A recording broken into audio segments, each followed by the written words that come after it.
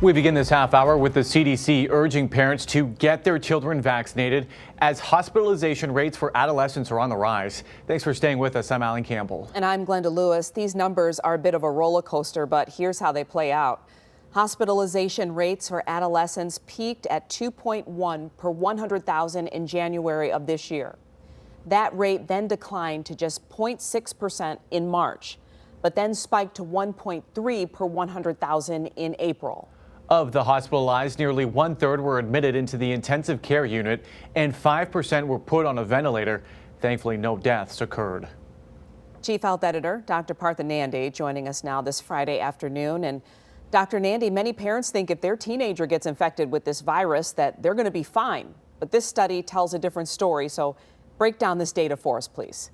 Yeah, absolutely, Glenda. It does tell a different story. And I'd like parents in particular to pay close attention, as I found this study very alarming. I'm a parent myself, and this data really shook me up. It underscores the need to get kids vaccinated, in my opinion, when they become eligible. Now, between January and March, the CDC examined COVID-19 hospitalizations, Glenda, amongst 204 adolescents, and they're all between the ages of 12 and 17. Here's what they found.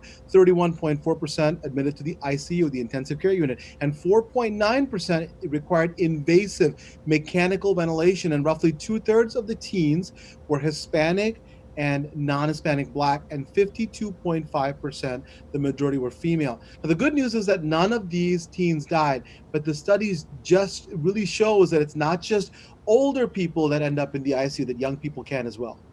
So, Dr. Nandi, we know underlying medical conditions can lead to severe illness. Did any of these children have serious health issues? Yes, Glenda, the CDC researchers found that 70.6% of the teens in the study had at least one underlying medical condition. 35.8 were obese, 30.9% had chronic lung disease, including asthma, 14.2% had neurologic disorders, and 11.8% had chronic metabolic disease like diabetes. Having said all that, here's what I don't want folks to do, is to hear this and think, well, my kid is healthy, and so we're not going to schedule them for a vaccine. Because if you do the math, it means that this study found that 30%, nearly 30% of kids did not have any underlying medical condition and still ended up getting hospitalized. And one last important piece of info I'd like to share is that in this study that they compared COVID to the flu, and researchers found, Glenda, that hospitalization rates for adolescents were roughly 2.5 to 3 times higher than seasonal influenza or flu-associated hospitalization rates during the 3 flu seasons. So this shows COVID can hurt kids more than the flu,